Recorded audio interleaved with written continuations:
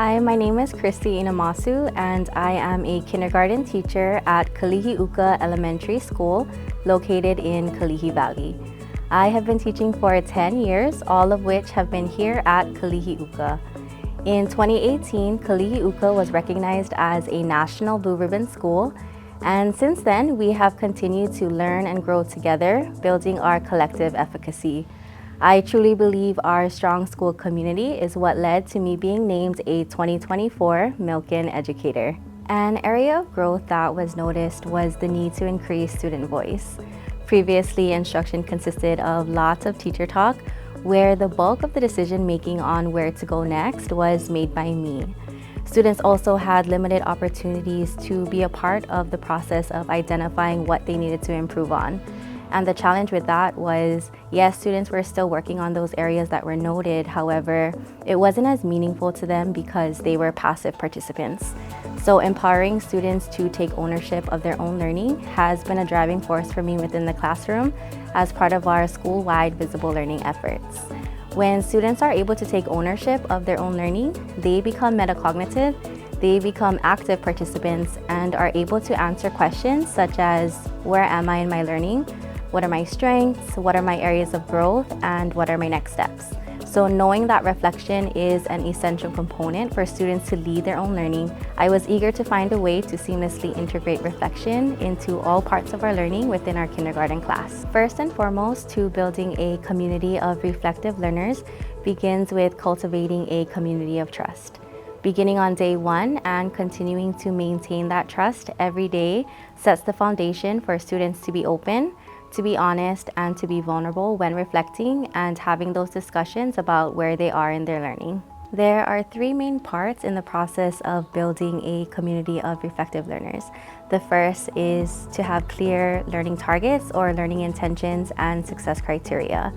We have many opportunities to have teacher collaboration within our grade levels as well as across grade levels. And during this time, our collaboration consists of analyzing standards to pinpoint those specific skills that students will need to do and understand to show that they're meeting the standards. And from there, we develop our LISC, or our learning intentions and success criteria. And our LISC looks different than what it did a few years ago, and sometimes it even changes year to year. And that's because through collaboration, our thinking changes, our understanding evolves. Through collaboration, we can build our teacher clarity. And when we have clarity, we can be intentional with how we roll out our instruction. Students can have clear expectations of what is expected of them, as well as know what success looks like. Our LISC is posted on our whiteboard, which is typical in most of our classes here, and it's in a universal area that's visible and accessible to all students. And the main reason is because we want students consistently referring back to the list to use that to guide their own learning. What is something you want to work on? I want to work on is asking questions. Why do you want to work on asking questions? You just asked a good question. Because some of my questions are simple. I want some hard questions. Why do you want hard questions?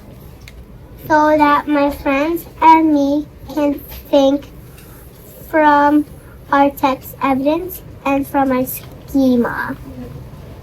To further engage students in the learning process, having students co-construct success criteria is one way to do that. So through teacher collaboration, we develop our learning targets and the main success criteria. And one way to have students co-construct is to have them co-construct the sub-criteria. So for example, if our learning target is with representing teen numbers, and one of our criteria is to represent teen numbers using manipulatives, using drawings, and using equations, we can have those discussions about what might a successful drawing include for representing teen numbers. And from there, we can generate a running list and add that to our success criteria so students have more ownership in the learning process. The second part of the process is self-assessment. So when students are able to internalize the success criteria, they are able to accurately self-assess. So in introducing self-assessment, we use a 4-point scale, which is a spin-off of Marzano's 4-point scale. We use a numbered scale because there are many different ways that students can show their self-assessment. So sometimes you might see students holding up a number or making a note on their work of the corresponding number to where their current learning is. It can be quick checks for myself as well as the students to think about where they are in their learning, or we could go deeper into asking for evidence, asking for proof as to why your learning might be at a 3 or why your learning might be at a 2. And self-assessment happens throughout our lessons. So in the beginning of lessons, in the middle of lessons, and at the end of the lesson, and sometimes even throughout. And students are constantly engaged and constantly thinking about how their thinking has changed and how their learning has changed throughout the lessons. With self-assessment, I try to make sure that I'm constantly modeling for students through Think Alouds and me being metacognitive, because my main goal is for students to view me as a learner as well. I try my best to use the success criteria to help guide my learning. So I bring in a lot of my own examples and non-examples, ask students for feedback on how I can improve my own non-examples, and it gives students ownership because they are part of the learning and helps them to see me as a learner as well. The third part in the process is feedback. So students already have lots of experience with feedback through self-assessment. So now I introduce a structure which is the glows and grows. And glows is something that we did well, and grows something that we want to improve on.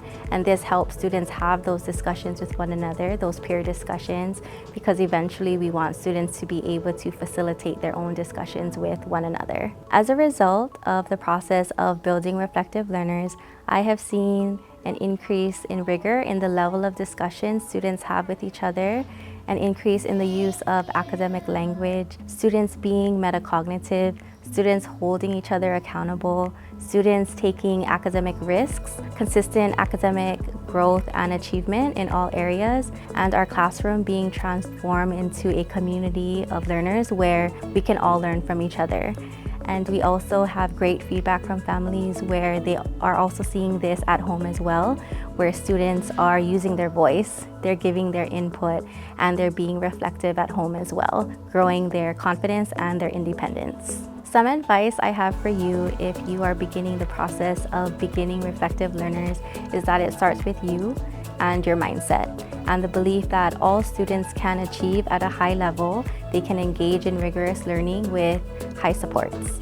Just as we as educators are constantly reflecting on our own teaching practices, students should be intentionally taught how to do the same so they can grow into lifelong reflective learners inside and outside of the classroom. Everyone a leader, everyone a learner. We is greater than me. Thank you for listening.